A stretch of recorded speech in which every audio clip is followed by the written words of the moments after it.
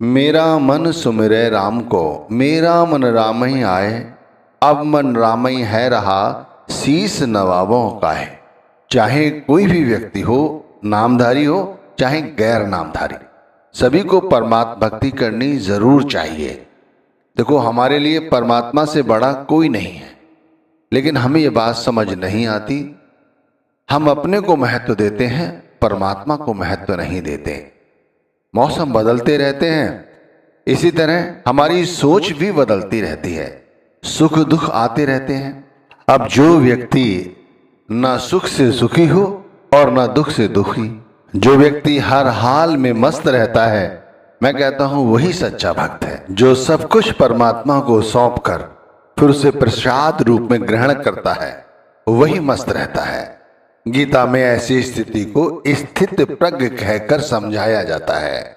ऐसी स्थिति पर व्यक्ति की मनोदशा कैसी होती है, विचार करके देखो। उसे हर जगह परमात्मा ही नजर आता है। उसके मन में मैं कुछ नहीं होता, मैं की जगह उसके मन में गुरु या परमात्मा आ जाता है। वो कहता है, तू तू करता तू भया, मुझ में रही न हूं, बारी फेरी बल गई, जित देखो तित तू। अब मैं जिधर देखता हूं उधर तू है, मेरे मन से मैं निकल गई है। देखो, यही सच्ची भक्ति है। लोगों के पास बहुत ज्यादा धन दौलत है, सब कुछ है, फिर भी वो दुखी हैं। यहां पर मस्त रहने की जरूरत है। इसलिए तो कहते हैं भाई, कैसा भी समय आ जाए, कैसी भी स्थिति हो, पर ये काम करना कभी मत भूलो। अब हम घबरा जाते हैं। घबराना मत, मैं कहता हूं घबराना मत। जो होता है अच्छे के लिए होता है। ये तो सुना ही है ना, हमने बचपन से सुना है, लेकिन हम ये बात अपने गांठ पल्ले नहीं बांधते, इसीलिए भयभीत रहते हैं। सब कुछ होते सोते परेशान रहते हैं, कभी कारोबार को लेकर, कभी रिश्तों को लेकर, कभी अपने शरीर को लेकर। भाई, इस तरह घबराना क्या, इस तरह से मन की उधेड़ बुनों में फंसना क्या। निश्चिंत होकर गुरु की शरण में, परमात्मा की शरण में आ जाओ। जो राज दे ता कवन बढ़ाई, जा भीख मंगाए तो क्या घट जाई। कहते हैं संत, देख लो, जो कुछ है वो परमात्मा का है। ये सोचकर जीवन जियोगे तो कभी परेशान नहीं होगे, क्योंकि यदि कुछ मिल जाएगा, कुछ बन जाएगा, तो ये एहसास रहता है ये परमात्मा का है। और इसी तरह जब कुछ घटेगा तो फिर यही रहेगा कि ये परमात्मा की मर्जी है। तो इस तरह व्यक्ति सुखी रहता है, मस्त रहता है। इसी स्थिति को स्थित प्रज्ञ कहकर पुकारा जाता है। मैं खुद की बात कर लेता हूं। मेरी जिंदगी में तो केवल 5 ऐसी आदत जो मैंने डाली, उससे मेरा जीवन चरित्र ही बदल गया। यदि मैं आपसे कहूं कि आप भी कोशिश करके देखो। सबसे पहली आदत है सत्संग सुनना। सत्संग सुनना और फिर उसका मनन करना। फिर दूसरी आदत है सेवा करना।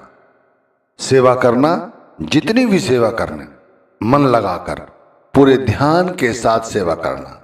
और तीसरी आदत, नाम का सुमिरन करना। जो गुरु ने नाम दिया है उस नाम को जपना।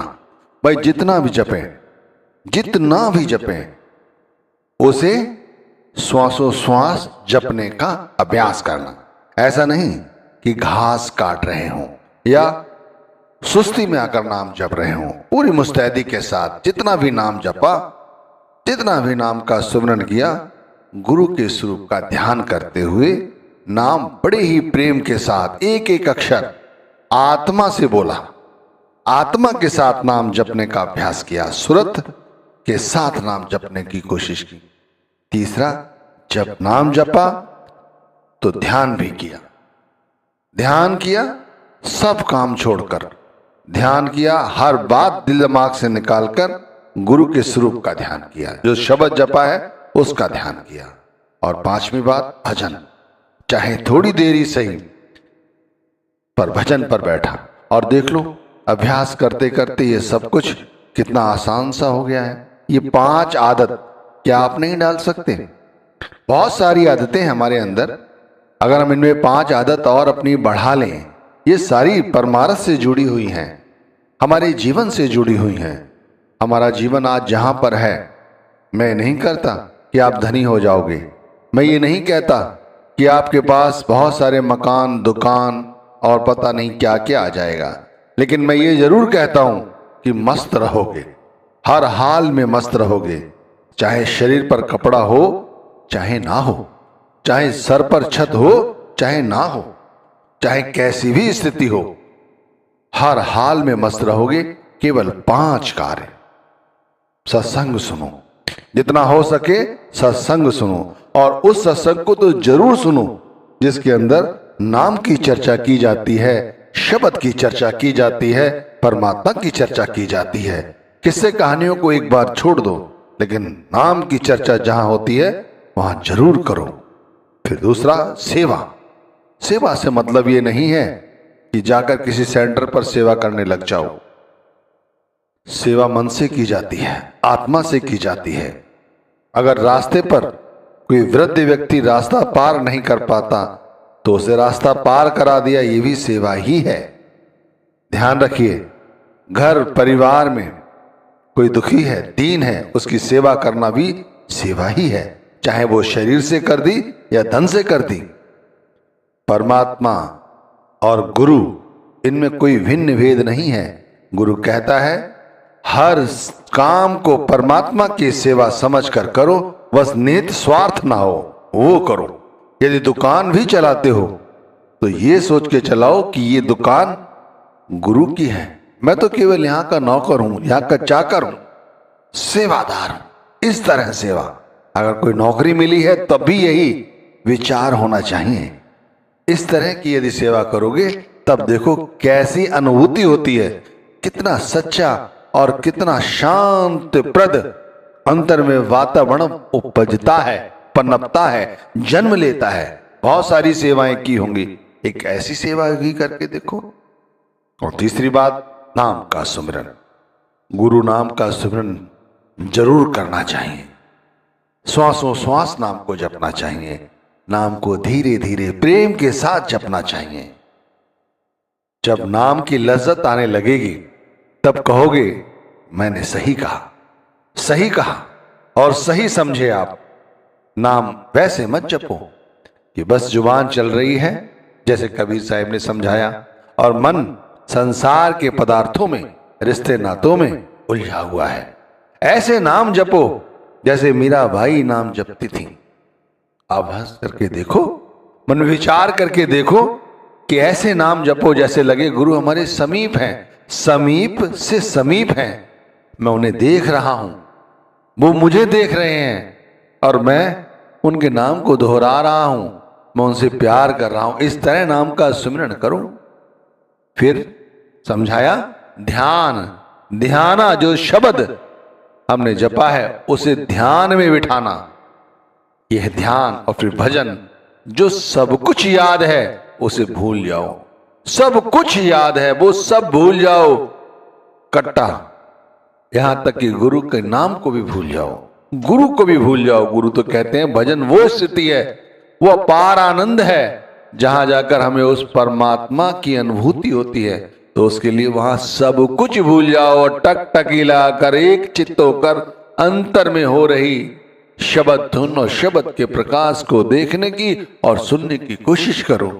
तो ये 5 काम क्या हम नहीं कर सकते?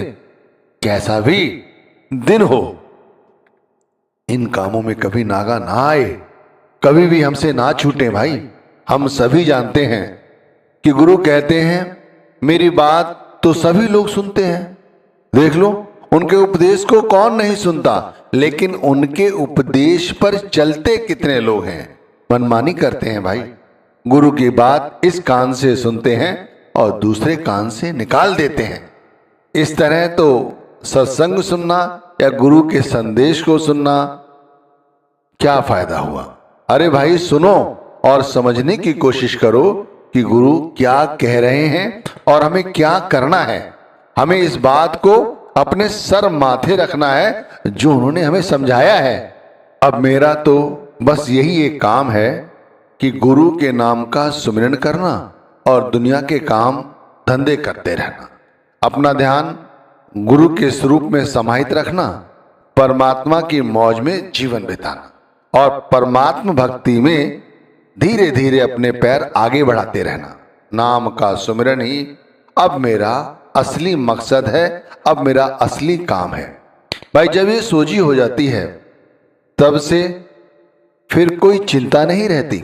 गुरु नाम का चिंतन करते रहना, गुरु घर की वाणियों को गुनगुनाते रहना बड़ा अच्छा लगता है और ऐसा मन करता है बस इन वाणियों को गुनगुनाते रहें, सुनते रहें और इन पर अमल भी करते रहें। इसके अलावा संसार की चीजों से मोह पालोगे तो फिर उन चीजों के साथ मोह बढ़ता चला जाता है। मोह के कारण आसक्ति बढ़ती चली जाती है, फिर यह आसक्ति हमें दुखों के जंजाल में फंसा लेती है। फिर इन जंजालों से हम कभी निकल नहीं पाते। देख लो संसार, सारा संसार इन्हीं जंजालों में बुरी तरह से फंसा हुआ है। कोई भी व्यक्ति इन जंजालों से नहीं निकल पाता, चाह कर भी नहीं निकल पाता।